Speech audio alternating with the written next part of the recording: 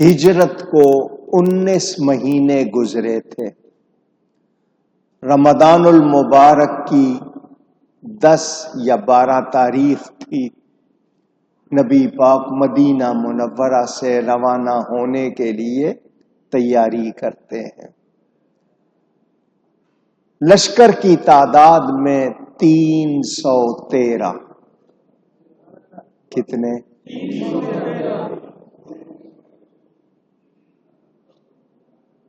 آج آپ نے غیروں سے سنا ہوگا، ان کو یہ 313 کا عدد پسند نہیں. کہتے ہیں 313 مت کرو. وہ اس کے لیے غلط لفظ بولتے ہیں، کیونکہ 313 نے ہمیشہ کے لیے ان کو شکست دے دی، تو ان کو وہ عدد پسند نہیں. ان 313 کے پاس سامان کیا ہے؟ 2 گھوڑے ہیں، 70 اونٹ ہیں، 6 زرہیں ہیں، 8 تلواریں. 313 کے لشکر کے پاس گھوڑے کتنے؟ 2. 70 اونٹ ہے. زرہ یہ لوہے کا لباس پہن لیتے تھے تاکہ کوئی تیر چلائے، تلوار چلائے تو جسم نہ کٹے. آج کی زبان میں بلٹ پروف جیکٹ. یہ 6 تھی، اور پورے لشکر کے پاس 8 تلواریں. سامنے کتنا ہے؟ 3 گنا زیادہ. کتنا؟ 3 گنا زیادہ. لیکن مسلمان سامان پہ بھروسہ نہیں کرتا. عجب انداز سے آئے خدا کے چاہنے والے، زبان خشک پوشاک کے دریدہ، پاؤں میں چھالے. نہیں تھا 313 سے آگے تک شمار ان کا. سنا یہ ہے کہ ان کے ساتھ تا پروردگار ان کا. تھے ان کے پاس 2 گھوڑے، 6 زرہیں، 8 شمشیریں. پلٹنے آئے تھے یہ لوگ دنیا بھر کی تقدیریں.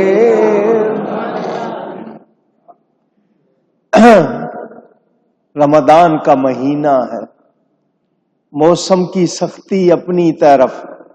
میرے آقا کریم نے لشکر سے فرمایا 1 اونٹ 3 آدمیوں کے لیے، باری باری بیٹھنا ہے. 3 آدمیوں کے لیے 1 اونٹ. پہلے ایک بیٹھے، پھر دوسرا بیٹھے، پھر تیسرا بیٹھے، باری باری. لیکن مساوات کا حقیقی درس دینے والے، معلم انسانیت، تمام انسانیت کے استاد، تمام کائنات کے محسن، اپنے لیے بھی 1 اونٹ الگ نہیں کرتے. اگر کر لیتے کوئی اعتراض نہ کرتا کہ حضور نے اپنے لیے 1 اونٹ خاص کر لیا. لیکن حضور نے اپنے ساتھ بھی 2 افراد رکھے. جب اپنی باری کے بعد حضور صلی اللہ علیہ وسلم اترنے لگے، دونوں جانثاروں نے عرض کی ہماری خوش نصیبی ہوگی کہ ہم رسی پکڑ کے چلے اور آپ اسی طرح سوار رہے. فرمایا مجھے بھی ثواب کی ضرورت ہے. مجھے بتائیے اس ارشاد کو سن کر ان لوگوں کو کیسی قوت ملی ہوگی کیسی توانائی ملی ہوگی امت کو، کیسی تعلیم ملی ہے۔ آج وڈیرا شاہی ہے، چودراہٹ ہے، لوگوں کے لیے جو کچھ آپ پروٹوکول دیکھتے ہیں وہ آپ کے سامنے، مگر نبی پاک صلی اللہ علیہ وسلم نے جو مثالیں قائم کی ہیں کوئی اس طرح کی مثالیں پیش کر سکتا نہیں۔ ابو سفیان کو اطلاع پہنچ گئی کہ تمہارا پیچھا ہو رہا ہے، وہ پریشان ہو گیا۔ اس نے مکہ کے لیے ایک شخص روانہ کیا۔ ابو جہل اور سب کو خبر ملی، وہ سب کے سب آگ بگولا ہو گئے، مشتعل ہو گئے۔ ہیں ہمارے قافلے کا پیچھا ہو رہا ہے۔ سبھی حصہ لے رہے تھے، خوب چندہ جمع کیا، لوگ بھی جمع کیے۔ اکسانے والے، ابھارنے والے جو سردار تھے انہوں نے نوجوانوں کو اکسایا۔ ابو لہب ڈر رہا تھا، خوف زدہ تھا۔ اس کے خوف کی وجہ ایک خواب تھا عاتقہ بنت عبد المطلب کا، اس کی بہن کا، جو اس نے راز رکھنے کے وعدے سے حضرت عباس کو سنایا تھا۔ اس خواب کی اطلاع سب کو ہو گئی آہستہ آہستہ۔ انہوں نے کہا 3 دن انتظار کریں گے ورنہ عباس کے گھرانے کو عرب میں جھوٹا قرار دیں گے اور لوگ عباس بن عبد المطلب کو ملامت کریں گے۔ اتنے میں قافلے کی خبر آ گئی، ابو سفیان کی اپیل آ گئی مدد کی۔ لوگوں نے کہا خواب سچا ہو گیا۔ جو خواب ان کا تھا وہ خواب یہ تھا کہ ایک اونٹ سوار آیا اور وادی بطحا میں آ کر کھڑا ہو گیا اور کہا کہ اے دھوکہ بازو، اپنی قتل گاہوں کی طرف 3 دن کے اندر اندر دوڑ کر آؤ۔ میں نے دیکھا کہ لوگ اس سوار کے گرد جمع ہو گئے، پھر وہ مسجد میں داخل ہوا، لوگ اس کے پیچھے پیچھے تھے، پھر میں نے دیکھا اس کا اونٹ کعبے کی چھت پر کھڑا ہے۔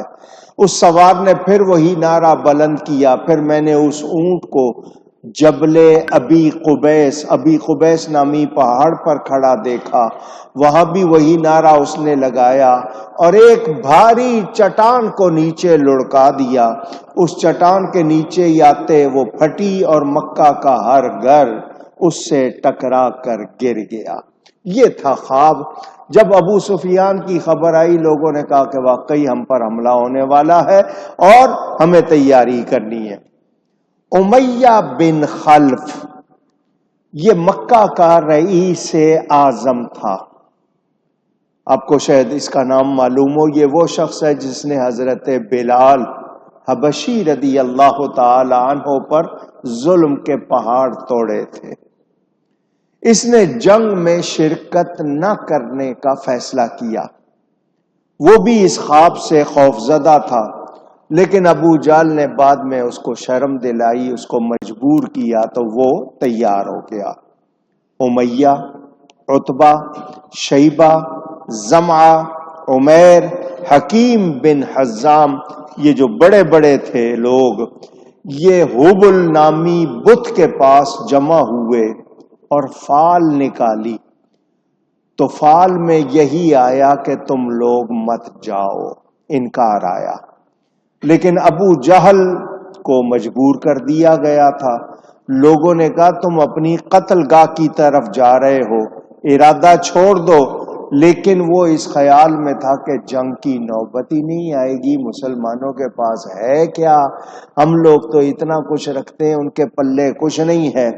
لیجے جی 3 روز تک مکہ میں تیاری ہوتی رہی اور 950 جوان تیار ہوئے۔ ادھر کتنے تھے؟ 313، ادھر کتنے؟ 950۔